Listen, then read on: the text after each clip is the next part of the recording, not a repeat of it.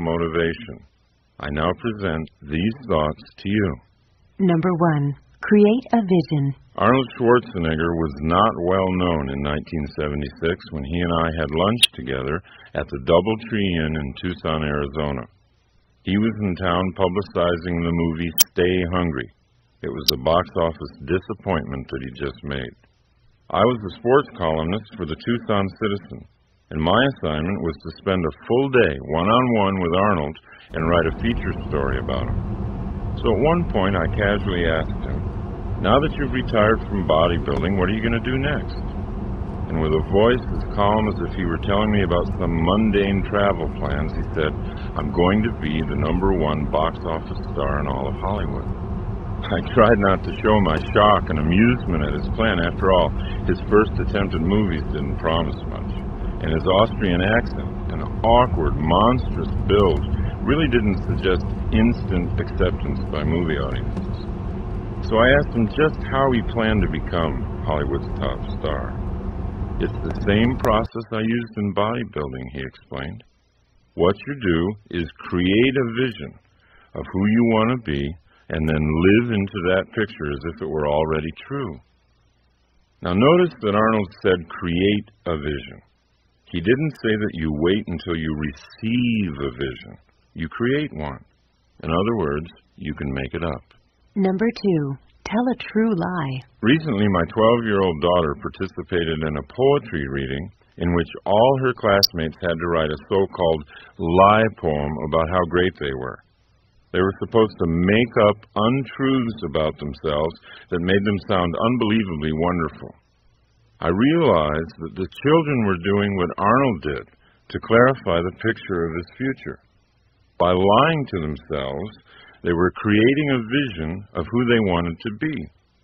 So if it's hard for you to imagine the potential in yourself, then you might want to start by beginning to express it as a fantasy, like the children did who wrote the poems. Think up some stories about who you'd like to be. Without a picture of your highest self, you can't live into that self. Number 3. Leave your comfort zone. Our society encourages us to seek comfort, and yet only challenge will test our skills and make us better.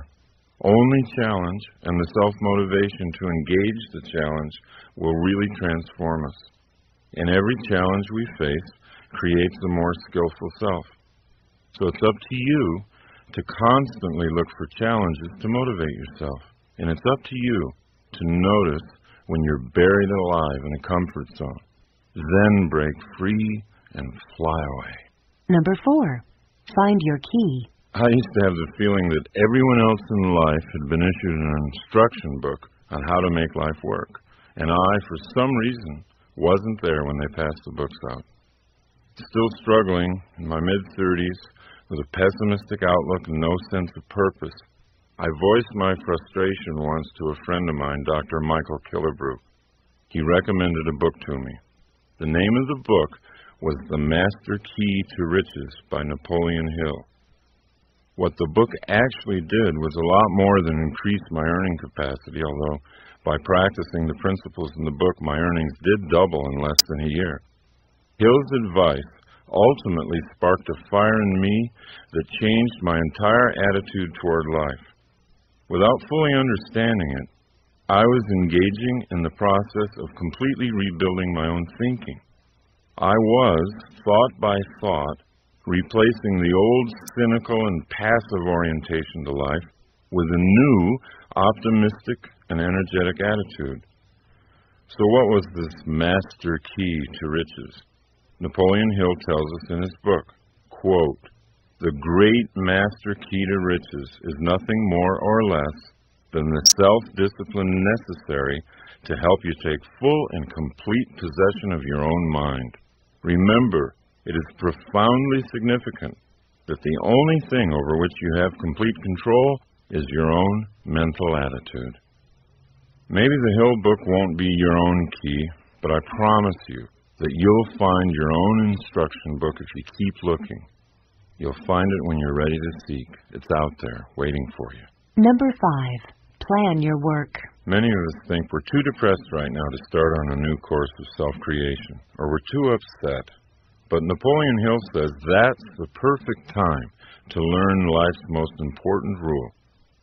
There is one unbeatable rule for the mastery of sorrows and disappointments, he says, and that's the transmutation of those emotional frustrations through definitely planned work. It's a rule which has no equal. Once we get the picture of who we want to be, definitely planned work is the path to self-motivation. Definitely planned work contains the energy of purpose. 1 hour of planning saves 3 hours of execution. Most of us don't take the time to plan for an hour.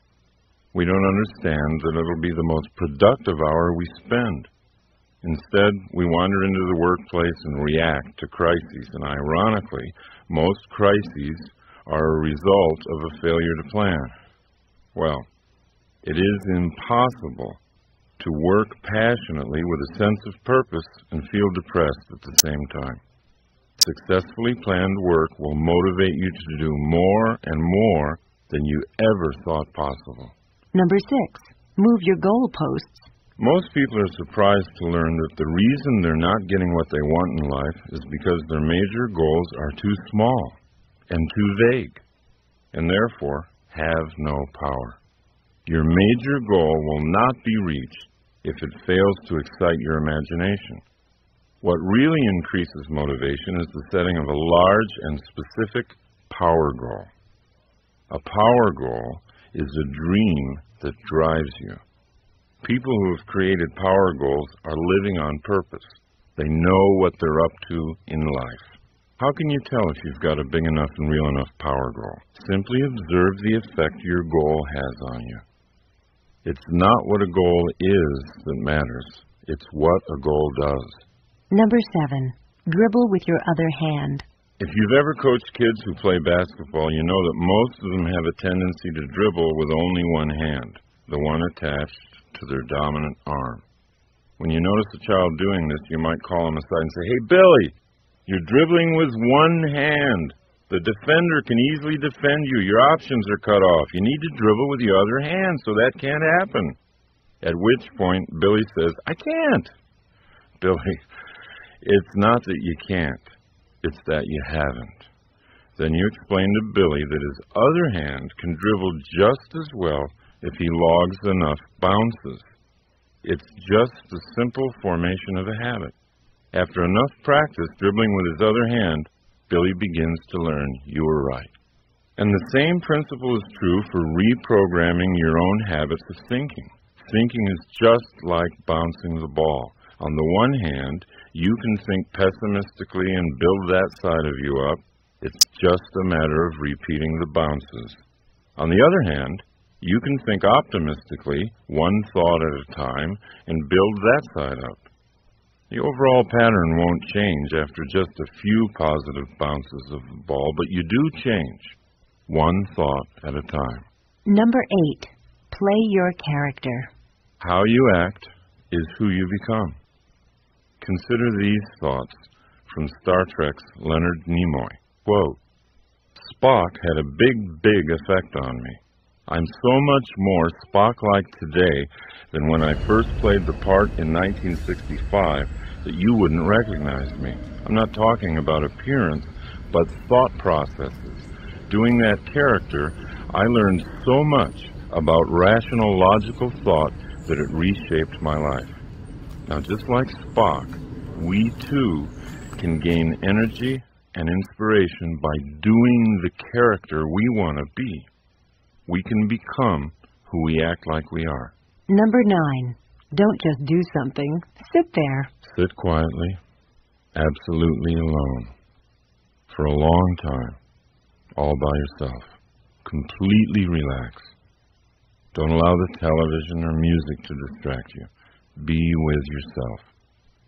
Observe insights starting to appear.